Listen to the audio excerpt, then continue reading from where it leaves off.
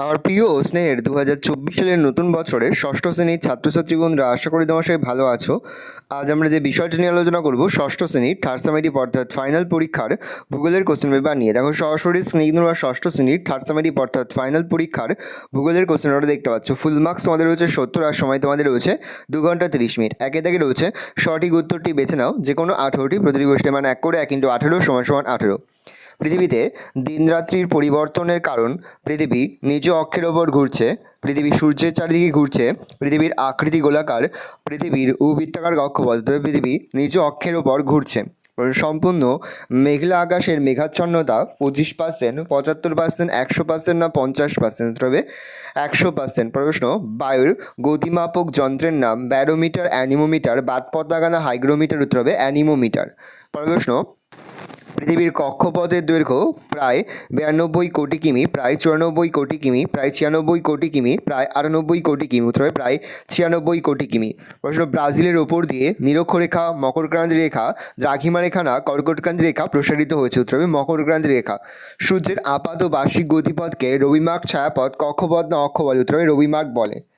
প্রশ্ন, বায়ু দূষণ কমাতে প্রচুর পরিমাণে অরণ্য ধ্বংস, অরণ্য সৃজন, শিল্পায়ন না কৃষিকাজ করা হচ্ছে? উত্তর হবে অরণ্য সৃজন। প্রশ্ন, বিশ্ব উষ্ণায়নের জন্য দায়ী গ্যাসটি হলো oxygen, nitrogen, carbon die oxide, hydrogen? উত্তর হবে কার্বন ডাই অক্সাইড। প্রশ্ন, 0 ডিগ্রি সেন্টিগ্রেড উষ্ণতায় বাতাসে শব্দ তরঙ্গের গতি হয় 329, 330, 331, 332 মিটার পার সেকেন্ড? উত্তর হবে 331 মিটার পার সেকেন্ড। প্রশ্ন, রেজাল্ট পিন তৈরি হয় সিঙ্কোনা, সর্পগন্ধা, বাসক না তুলসী থেকে? উত্তর হবে সর্পগন্ধা।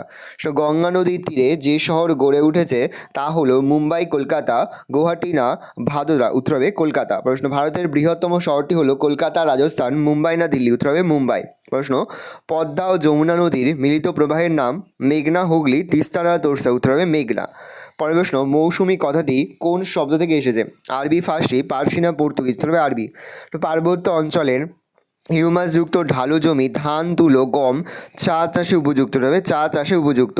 শ্রেণীতন্তু বলা হয় ধান, গম, পাট না কার্পাসকে? উত্তর হবে পাটকে। প্রশ্ন, ভারতের বৃহত্তম আদিবাসী গোষ্ঠী হলো ভিল, সাঁওতাল, গণ্ড না কোল? উত্তর হবে গণ্ড। প্রশ্ন, জনসংখ্যার মানচিত্র হলো প্রাকৃতিক, রাজনৈতিক, বিষয়ভিত্তিক না সামাজিক মানচিত্র? উত্তর হবে বিষয়ভিত্তিক। সে মানচিত্রে পাহাড়, আইপেন, পর্বত দেখানো হয় নীল, সবুজ, খয়েরি না লাল রং দ্বারা? উত্তর হবে খয়েরি। প্রশ্ন, বৃষ্টিপাতের পরিমাণ মাপার যন্ত্রের নাম হাইগ্রোমিটার, অ্যানিমোমিটার, রেনগজ না ব্যারোমিটার? উত্তর হবে রেনগজ। প্রশ্ন, প্রভাতে সূর্যোদয়ের কিছু আগের অবস্থাকে বলে সন্ধ্যা, উষা, গোধূলি না মধ্যাহ্ন? উত্তর হবে উষা। প্রশ্ন, মরু অঞ্চলের মাটিতে ধান, মিলেট, গম, পাট চাষ ভালো হয়? উত্তর হবে মিলেট। 2 থেকে রয়েছে 2-1 রয়েছে শূন্যস্থান পূরণ করো, যে কোনো 3টি, প্রতিটি গোষ্ঠীর মান 1 করে 1 × 3 = 3। প্রথম, ড্যাশ ঋতুতে জলীয়বাষ্পের পরিমাণ কম? উত্তর হবে শীত। কর্ণাটকের ব্রহ্মগিরি থেকে ড্যাশ নদীর উৎপত্তি হচ্ছে? উত্তর হবে কাবেরী। প্রশ্ন, কোণারক ভারতের একটি ড্যাশ স্থান? উত্তর হবে পর্যটন। প্রশ্ন, কানে কানে কথা বলার তীব্রতা ড্যাশ? উত্তর হবে 20 ডেসিবেল। ড্যাশ শক্তির ব্যবহারে বায়ু দূষণ হ্রাস পায়? উত্তর হবে অপ্রচলিত। পড়েছে, বাম দিকের সঙ্গে ডান দিক মিলে লেখো যে কোনো 3টি, প্রতিটি গোষ্ঠীর মান 1 করে 1 × 3 = 3। সূর্যোদয়ের দেশ, জ্যোতিষ্কদের নিজেদের পথ, কক্ষপথ, হাইগ্রোমিটার, মেসন, জাপান? সূর্যোদয়ের দেশ হবে জাপান, কক্ষপথে জ্যোতিষ্কদের নিজেদের পথ, আর মেসন হবে হাইগ্রোমিটার। পড়েছে, নিচের বিবৃতিগুলি শুদ্ধ না অশুদ্ধ লেখো যে কোনো 3টি। প্রথম, 60-এর দশকে ভারতের কৃষিতে যে বিরাট পরিবর্তন আসে তাকে বলে সবুজ বিপ্লব? উত্তরে ঠিক, তাহলে শুদ্ধ লিখব। মানচিত্রের দূরত্ব এবং বাস্তব দূরত্বের অনুপাতকে বলে স্কেল? উত্তরে ঠিক, তাহলে আমরা শুদ্ধ লিখব। রাগি চাষে প্রচুর পরিমাণে জলের প্রয়োজন হয়? উত্তর হবে ভুল, তাহলে আমরা অশুদ্ধ লিখব। মৃত্তিকা মানচিত্র একটি প্রাকৃতিক মানচিত্র? উত্তর হবে ভুল, তাহলে আমরা অশুদ্ধ লিখব।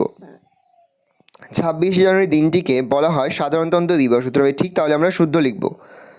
2-4 রয়েছে নিচের প্রশ্নগুলির এক কথায় উত্তর দাও, যে কোনো 3টি, প্রতিটি গোষ্ঠীর মান 1 করে 1 × 3 = 3। প্রাকৃতিক স্পঞ্জ কাকে বলে? উত্তর হবে বনভূমিকে। শব্দ দূষণ নিয়ন্ত্রণের জন্য কোন যন্ত্র ব্যবহার করে? উত্তর হবে ডেসিবেল। আর্থ আওয়ার্স কবে চালু? উত্তর হবে 2007 সালে 31শে মার্চ। মৌসুমি জলবায়ুর প্রভাবে কোন শ্রেণীর বৃষ্টিপাত? উত্তর হবে শৈলক্ষেপ শ্রেণীর বৃষ্টিপাত হয়। অনধিক 30টি শব্দের মধ্যে নিচের প্রশ্নগুলির উত্তর দাও, যে কোনো 4টি, প্রতিটি গোষ্ঠীর মান 2 করে 2 × 4 = 8। প্রথম, জিওড বলতে কি বোঝো? জিওড কথাটির আক্ষরিক অর্থ হলো পৃথিবীর সদৃশ্য। জিও শব্দের অর্থ পৃথিবী, ইওড শব্দের অর্থ দর্শন। পৃথিবীর আকৃতির সঙ্গে কমলালেবু, নাশপাতি, আপেলের সঙ্গে কিছুটা মিল থাকলেও পৃথিবীর প্রকৃত আকৃতির সঙ্গে অন্য কোনো আকৃতির মিল নেই। অর্থাৎ এক কথায় পৃথিবীর আকৃতি পৃথিবীর মতো, যাকে ইংরেজিতে জিওড বলা হয়। পৃথিবীর কক্ষপথ ও কক্ষতল কাকে বলে? পৃথিবী যে নির্দিষ্ট পথ ধরে সূর্যের চারিদিকে পরিক্রমণ করে তাকে পৃথিবীর কক্ষপথ বলে। পৃথিবীর এই কক্ষপথ যে তলে অবস্থান করছে তাকে পৃথিবীর কক্ষতল বলে। উল্লেখ্য, পৃথিবীর কক্ষপথের দৈর্ঘ্য প্রায় 96 কোটি কিমি। অ্যালবেডো কাকে বলে? আগত সৌর বিকিরণের 49% ভূপৃষ্ঠকে উত্তপ্ত করতে পারে না। এর 35% মেঘের গায়ে সূর্যকিরণ ধূলিকণা মেঘের গায়ে ধাক্কা খেয়ে মহাশূন্যে ফিরে যায়। এই ফিরে যাওয়া সূর্যকিরণকে অ্যালবেডো বলে। ডেসিবেল ও ডেসিমিটার বলতে কী বোঝো? শব্দের তীব্রতা মাপার একক হলো ডেসিবেল। আলেকজান্ডার গ্রাহাম বেল যিনি টেলিফোন আবিষ্কার করেছিলেন তার নাম অনুসারে ডেসিবেলের নামকরণ হয়েছে। আর যে যন্ত্রের সাথে শব্দের তীব্রতা মাপা হয় সেটিকে ডেসিবেল মিটার বলে। ডেসিবেল মিটারে স্কেলের মাত্রা 1 থেকে 140 ডেসিবেল পর্যন্ত প্রকাশ করা হয়। মানচিত্র বলতে কী বোঝো?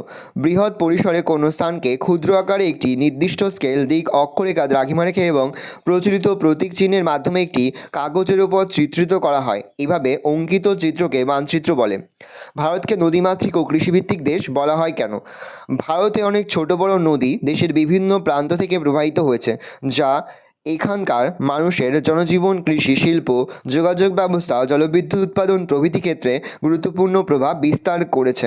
তাই ভারতকে নদীমাতৃক দেশ বলে। অন্যদিকে ভারতের 60% মানুষ কৃষিকাজ এবং মোট জমির প্রায় 53% কৃষিক্ষেত্রে ব্যবহৃত হয়। জাতীয় আয়ের প্রায় 44% কৃষি ও কৃষি সহযোগী কার্যকলাপ থেকে আসে। এছাড়া কৃষিজ দ্রব্য উৎপাদনের পরিমাণ ও প্রাকৃতিক প্রকৃতির ওপর নির্ভর করে অর্থনৈতিক পরিকল্পনার রূপরেখা নির্ধারিত হয়। এই জন্য ভারতকে কৃষিভিত্তিক দেশ বলা হয়। গ্রিনহাউস কি অথবা সবুজ ঘর কি? শীতপ্রধান দেশে অতি তীব্র শীত থেকে শাকসবজিকে বাঁচানোর জন্য এক বিশেষ ধরনের কাচের ঘর তৈরি করা হয়। তাকে সবুজ ঘর বা গ্রিনহাউস বলে। সূর্য থেকে আগত সৌরকিরণ ক্ষুদ্র তরঙ্গরূপে এই কাচের ঘরের ভিতর সহজেই প্রবেশ করতে পারে, কিন্তু সমপরিমাণ তাপ ওই কাচের ঘরের ভিতর থেকে বেরিয়ে যেতে পারে না। ফলে কাচের ঘরের ভিতরে সর্বদা একটি নির্দিষ্ট তাপমাত্রা বজায় রাখা সম্ভব হয়। চারিদিকে অনধিক 50 শব্দে নিচের প্রশ্নগুলির উত্তর দাও। যে কোনো 4টি প্রতিদিবসের মান 3 করে 3 গুণ 4 = 12। প্রথম, মরুভূমি অঞ্চলে রাত্রির দিকে তাপমাত্রা কমে যায় কেন? কোনো অঞ্চলের তাপমাত্রা হ্রাস বৃদ্ধি সাধারণত সেই অঞ্চলটি কোন শিলায় গঠিত বা সেই অঞ্চলে কী ধরনের মাটি আছে তার উপর নির্ভর করে। যদি শিলার বা মাটির উত্তাপ গ্রহণ বা ধারণ ক্ষমতা বেশি হয় তবে অঞ্চলটি উষ্ণ হয়, আর শিলা বা মাটির তাপ গ্রহণ বা ধারণ ক্ষমতা কম হলে অঞ্চলটি কম উষ্ণ হয়। মালভূমি অঞ্চল সাধারণত লাল বা ল্যাটেরাইট মাটি এবং আগ্নেয় বা রূপান্তরিত শিলায় তৈরি হয়। দিনের বেলা এই শিলা বা মাটি উত্তপ্ত হয়, কিন্তু সূর্যাস্তের পর তাপ বিকিরণ করে শীতল হয়ে পড়ে। তাই রাত্রের দিকে মালভূমি এলাকায় তাপমাত্রা হ্রাস পায়। শব্দদূষণ কীভাবে নিয়ন্ত্রণ করা যায় তা সংক্ষেপে লেখো।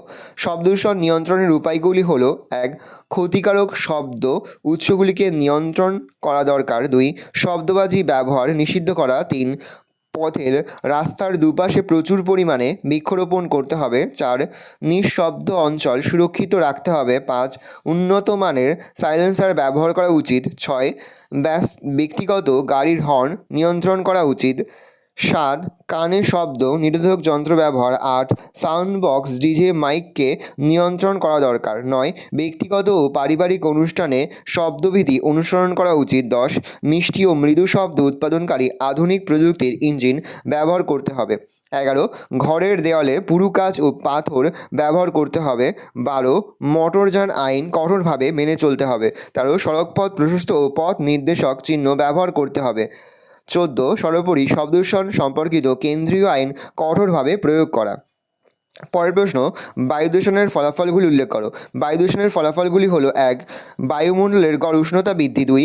ওজোন স্তরের গর্ত সৃষ্টি। 3. অ্যাসিড বৃষ্টি। 4.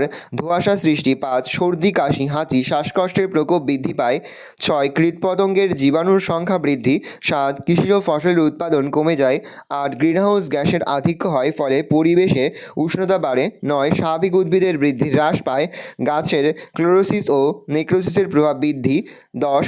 পাখিসহ অন্যান্য জীবজন্তুর অমৃত্যু ঘটে। শৈলক্ষে বৃষ্টিপাত আলোচনা করো। বায়ু জলভাগের ওপর দিয়ে প্রবাহিত হওয়ার সময় প্রচুর পরিমাণে জলীয় বাষ্প সংগ্রহ করে। এই জলীয় বাষ্পপূর্ণ বায়ু প্রবাহের গতিপথে কোনো পর্বত আড়াআড়িভাবে অবস্থান করলে ওই বায়ু পর্বতের গা বেয়ে উপরে উঠে যায় এবং সেখানে শীতল ও ঘনীভূত হয়ে পর্বতের প্রতিবাদ ঢালে যে বৃষ্টিপাত ঘটায় তাকে শৈলক্ষে বৃষ্টিপাত বলে। শৈল মানে পাহাড়।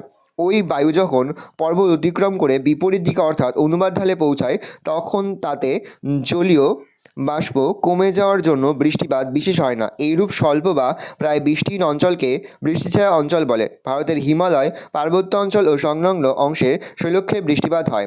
আন্টার্কটিকা মহাদেশকে বিজ্ঞানের মহাদেশ বলা হয় কেন? উত্তর লিখবে। আন্টার্কটিকা পৃথিবীর সমস্ত দেশের একটি আন্তর্জাতিক ভূখণ্ড। এই মহাদেশ কোনো দেশের অধীন নয়। আমেরিকা যুক্তরাষ্ট্র, Norway, Britain, Australia, New Zealand, France, Germany, Japan, Argentina, ভারতসহ প্রায় 40টি দেশের 100টিরও বেশি গবেষণা কেন্দ্র এই মহাদেশে আছে। সারা পৃথিবীর বিজ্ঞানীরা এই মহাদেশের প্রাকৃতিক পরিবেশ, আবহাওয়া, জলবায়ু, খনিজ সম্পদ প্রভৃতি বিষয়ে গবেষণা করছে। 1951 সালের আন্তর্জাতিক চুক্তি অনুসারে পৃথিবীর যে কোনো দেশ এই মহাদেশে সব রকম বৈজ্ঞানিক গবেষণার সুযোগ পাবে, কিন্তু সব পরিকল্পনা ও গবেষণা শান্তির উদ্দেশ্যে হতে হবে। এখানকার প্রাকৃতিক সম্পদের ওপর কোনো দেশের নিজস্ব অধিকার থাকবে না। সব দেশকেই এই মহাদেশের জীববৈচিত্র্য রক্ষা করার জন্য দায়িত্ব পালন করতে হবে। এই সকল কারণে আন্টার্কটিকা মহাদেশকে বিজ্ঞানের মহাদেশ বলা হয়। মানচিত্র স্কেলের গুরুত্ব আলোচনা করো। মানচিত্রে স্কেলের গুরুত্ব অপরিসীম। স্কেলের ব্যবহারগুলি হলো: 1. স্কেলের সাহায্যেই মানচিত্র অঙ্কন করা হয়। 2. স্কেলের আয়তন ছোট বড় করে ক্ষুদ্র ও বৃহৎ স্কেল মানচিত্র অঙ্কন করা হয়। 3. মানচিত্রে বিভিন্ন স্থানগুলির মধ্যে পারস্পরিক দূরত্ব নির্ণয়ের জন্য স্কেল ব্যবহৃত হয়। 4.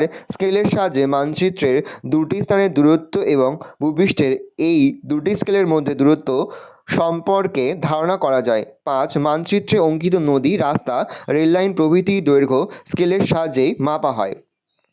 পরের প্রশ্ন: ওজন গহ্বর কীভাবে সৃষ্টি হয়? গ্রিক ভাষায় ওজন কথাটির আক্ষরিক অর্থ হল টু স্মেল। 1840 খ্রিস্টাব্দে বিজ্ঞানী স্কোনবি সর্বপ্রথম ওজোন স্তরের অস্তিত্ব প্রমাণ করেন। এটি নীল রঙের ও মৎস্য গন্ধযুক্ত একটি গ্যাসীয় স্তর বা বায়ুমণ্ডলে স্ট্র্যাটোস্ফিয়ার স্তরের 20 থেকে 25 কিমি এর মধ্যে অবস্থান করছে। উল্লেখ্য, 3টি অক্সিজেন পরমাণু নিয়ে একটি ওজোন অণু গঠিত থাকে। পৃথিবী পৃষ্ঠে প্রাকৃতিক ও মনুসৃষ্ট কার্যাবলীর ফলে ওজোন স্তরের ঘনত্ব ক্রমশ হ্রাস পায়। ওজোন স্তরে কোনো অংশের ঘনত্ব 200 ডপসন ইউনিটের নিচে নেমে আসে, তখন সেখানে ওজোন স্তরের ক্ষয় শুরু হয়। এই ক্ষয় থেকেই ওজোন গহ্বর সৃষ্টি। উল্লেখ্য, বিজ্ঞানী ফরম্যান সর্বপ্রথম আন্টার্কটিকা মহাদেশের ওপর ওজোন গহ্বরের অস্তিত্ব লক্ষ্য করেন। জলচক্র বলতে কী বোঝো?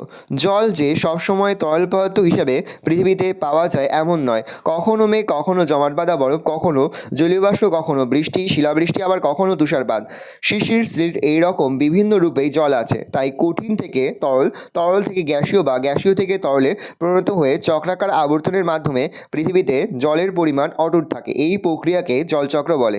পৃথিবীর বেশিরভাগ জায়গা নিয়েই জলচক্র সম্পন্ন হয়। সূর্যের তাপে জল বাষ্পীভূত হয়ে বায়ুমণ্ডলে ধূলিকণাকে আশ্রয় করে মেঘরূপে আকাশে ভেসে বেড়ায় এবং বৃষ্টিরূপে ঝরে পড়ে। এই ঝরে পড়া জল আবার বাষ্পীভূত হয়, উঁচু পার্বত্য জল জমে বরফ হয়। পাশে দাগিয়ে রয়েছে অনধিক 80 শব্দের মধ্যে নিচের প্রশ্নগুলির উত্তর দাও। প্রশ্নের মান রয়েছে 5 করে। 5 গুণ 4 = 20। বায়ুমণ্ডলের উষ্ণতার তারতম্যের কারণগুলি আলোচনা করো। 2. পার্থিব বিপর্যয় কি? আবহাওয়া ও জলবায়ুর উপাদানগুলি কী কী? প্রশ্ন: কফি চাষের অনুকূল প্রাকৃতিক পরিবেশ আলোচনা করো। তার সঙ্গে চা উৎপাদক দুটি রাজ্যের নাম লেখো। মৃত্তিকা সৃষ্টিতে আদিশিলার ভূমিকা লেখো। বৃষ্টিছায়া অঞ্চল কাকে বলে? প্রশ্ন: ভারতে কত ধরনের স্বাভাবিক উদ্ভিদ দেখা যায় ও কী কী? ম্যানগ্রোভ অরণ্যে স্বাভাবিক উদ্ভিদের বৈশিষ্ট্যগুলি লেখো। ভালো করে দেখে নাও, এই রয়েছে টোটাল তোমাদের থার্ড সামেটিভ অর্থাৎ ফাইনাল পরীক্ষার ষষ্ঠ শ্রেণীর ভূগোলের কোশ্চেন পেপারে। ভালো তোমার কোশ্চেনটা দেখে নাও। আশা করি ভিডিওটা ভালো লেগেছে। ভিডিওটা ভালো লাগলে ভিডিও লাইক করতে থাকলে ভুলবেন না। আর আমার চ্যানেল নতুন হওয়া লাইক করে সাবস্ক্রাইব প্রেস করে পাশে বেল আইকনটা প্রেস করে যখন নতুন কোনো ভিডিও আপলোড করি সবার ফার্স্ট নোটিফিকেশন পেয়ে যাও। আর এই ভিডিওটি তোমার বন্ধু বান্ধবী আত্মীয় স্বজন সবার মধ্যে কিন্তু অনেক শেয়ার করে যে বছর ষষ্ঠ শ্রেণীতে পড়ছে। আমরা কিন্তু ইতিমধ্যে ষষ্ঠ শ্রেণীর প্রতি বিষয় সিলেবাস, প্রশ্নকার এবং নমুনা প্রশ্নপত্র কিন্তু আপলোড করে দিই। এখনও পর্যন্ত সেই ভিডিওগুলো না দেখে থাকো, ভিডিওগুলো কিন্তু তাড়াতাড়ি দেখে নাও। তোমাদের সকলকে জানাই আগাম পরীক্ষার অনেক শুভেচ্ছা এবং অভিনন্দন। একেবারে ভিডিও শেষে স্ক্রিনে তোমরা একটা প্লেলিস্ট দেখতে পারবে, তারপরে ক্লিক করলেই সমস্ত ভিডিওগুলো কিন্তু তোমরা পর দেখে নিতে পারবে।